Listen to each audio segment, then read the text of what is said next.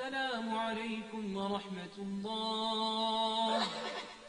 السلام عليكم ورحمة الله.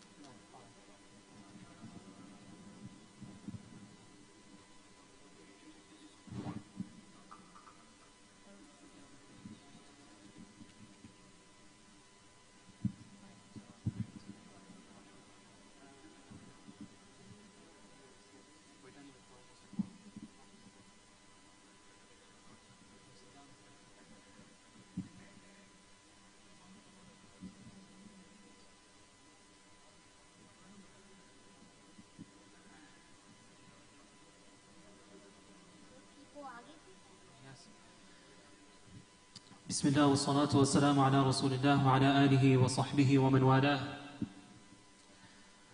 Tonight we have finished Surah Ali Imran, which we're beginning with Surah Nisa tomorrow, a surah which is very heavy on ahkam and rulings. This surah, Surah Ali Imran, and even Surah Al-Baqarah, there were two main themes throughout these two surahs. One was the calling towards Tawheed, the oneness of Allah, and the second was the laws of the Sharia for the growing Muslim Ummah. As we dealt with yesterday, the laws of nikah and divorce, the laws of how to approach a woman in terms of marriage, in terms of even privately how to approach a woman. And there was very detailed discussions throughout these ajza that we went through. However, time does not do us justice to go into detail. The surah that we read today, Surah Ali Imran, the name of the surah means the family of Imran. And this in itself is a refutation to the Christians. The Christians believe that Jesus, Isa alayhi salam, he was from God himself, or God himself, whatever they believe nowadays. But the surah name over here is a refutation to them to begin with. The family of Imran. Who came from the family of Imran? Isa alayhi salam.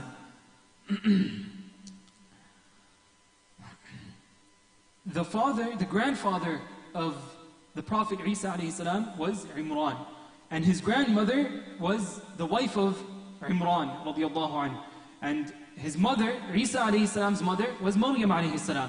But we heard in the ayat today, we hear it all the time in the Quran, that Maryam alayhi salam was raised under her uncle, Zakaria alayhi salam. So, it's pretty evident that there's a lineage going on over here. Isa alayhi salam did not come out of thin air, or he is not God himself. He has a lineage. And Allah Ta'ala is demonstrating through just the surah name, before we even get into any ayat, where we're thrown with, this is a refutation on the Christians. So, subhanAllah, both of these surahs, they have similar subjects. They contain large discussions on the Christians, and they're going astray by worshipping Isa alayhi salam, by giving him the position of divinity. And these two surahs, Surah Al-Baqarah and Surah Ali Imran, they're complementing each other because of their detailed discussions in regards to the Jews, the Bani Israel, and then the Christians in Surah Ali Imran. And one thing to note is that both of these two surahs are covering that ayah we did in Surah Al-Fatiha. صِرَاطَ الَّذِينَ أَنْعَمْتَ عَلَيْهِمْ غَيْرِ الْمَغْضُوبِ عَلَيْهِمْ وَلَا الضَّالِّينَ. غَيْرِ الْمَغْضُوبِ is referring to those people who Allah Ta'ala is angry with. And who are they? The Bani Israel. Because of their arrogance, their ignorance, Allah Ta'ala was upset with them. So we make dua and we refrain from falling into the actions that the Bani Israel fell into, which incurred Allah Ta'ala's wrath. And then right after that, وَلَا الضَّالِينَ. And neither those who are astray. And this refers to the Christians. How did they go astray? They started to worship Isa alayhi salam. They gave him the title of a god. And this, both of these surahs, it's so, subhanAllah, it's an amazing miracle of the Quran that right after Surah Al-Fatiha, the last two ayahs of Surah Al-Fatiha, the next two surahs, subhanAllah, they're part of the tafseer of that one ayah in Surah Al-Fatiha. Now in the beginning of Surah Al-Imran, there's an ayah that's mentioned, هو الذي أنزل عليك الكتاب منه آيات محكمات هن الكتاب وأخر متشابهات. Allah Ta'ala has revealed the Quran, هن محكمات هن الكتاب. The verses of the Quran are divided into two types of verses. We have the muhkamat, الكتاب, Allah Ta'ala refers them to. They are the essence of the Quran, they're very clear. No one needs any other interpretation to interpret those ayat. And then we have muhkamatun hunna الكتاب وأخر متشابهات. And the other types of verses are the mutashabihat. Those verses that are often misinterpreted. And that's because of a person's lack of understanding of Allah Ta'ala. They say that, subhanAllah, there's many ayat in the Quran which denote a meaning of, the hand of Allah, or so and so. It gives these confusing meanings to man, and a person would get confused. What's going on over here? But they say, the ulama say that when a person is devoted to Allah, he has taqarrub ila Allah, he's close to Allah, and he has knowledge, he's studying with ulama, he has the suhbah of deen and ilm, then slowly all the mutashabihat, the outwardly confusing verses, they start to become muhkamat. All of them start to become clear for the person. SubhanAllah, may Allah Ta'ala grant us the tawfiq to achieve that level of piety and taqwa.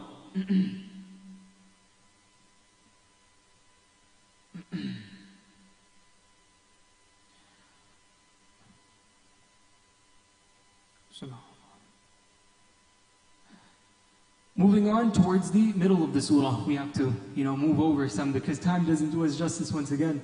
Towards the middle of the surah, Allah Ta'ala, there's another refutation within the verses to the Christians.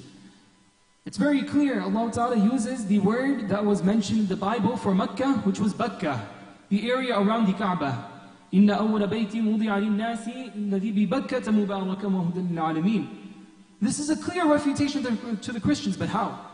Their Bible clearly stated the prophethood and the prophecy of the Prophet ﷺ. But what have they done? They've changed the versions of their Bibles. Right? If you pick up a Bible, you'll never find a Bible in its original language. And you'll have all these different translations. And what do they name it as? They name it as different versions. So where did these different versions come from? Where did the prophecy of the Prophet ﷺ, where did it go? And this mentioning of Bakkah in the Quran, how is it a refutation? Because this was the same word used in the Bible. That's there, but you guys have changed portions that you don't want to be there to Allah. This is the purport of the ayah. Look at the one who has taken his shahwa, his whatever he wants, his hawa, his desires as his God. And this is what these people are doing.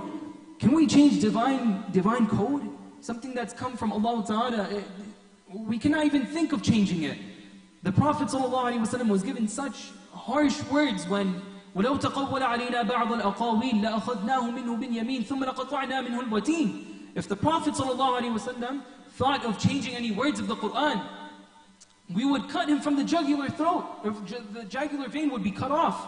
And this is to the Prophet ﷺ.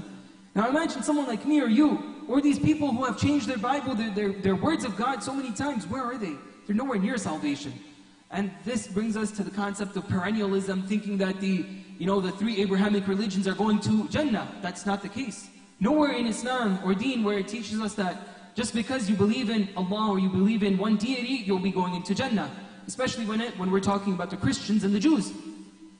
Because it was mentioned in their books. The prophecy was given to them of the Prophet ﷺ.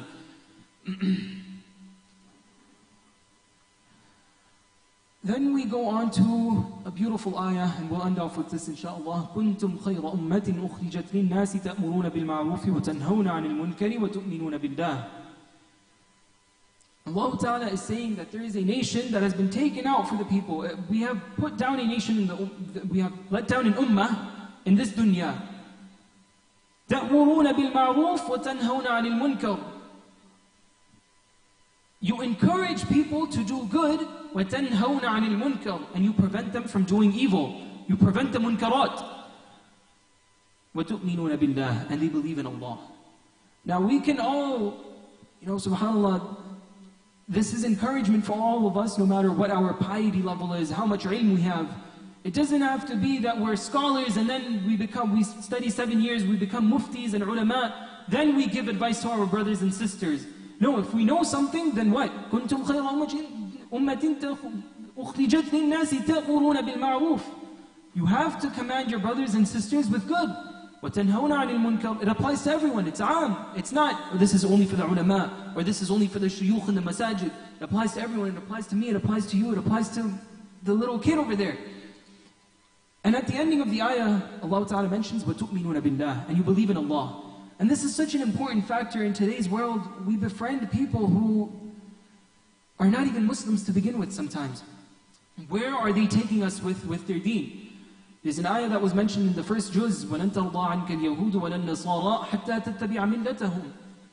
The Nasara and the Yahud, they will never be pleased with you حَتَّى تَتَّبِعَ مِلَّتَهُمْ, until you follow what they're following, until you follow their creed.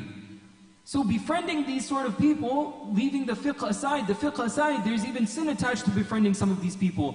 But spiritually, what effect are we going to have if we're not guiding him towards deen? If we did not befriend him for the purpose to bring him closer to Islam? It reminds me of the hadith of the person who sits with the blacksmith and the person who sits with the perfume seller.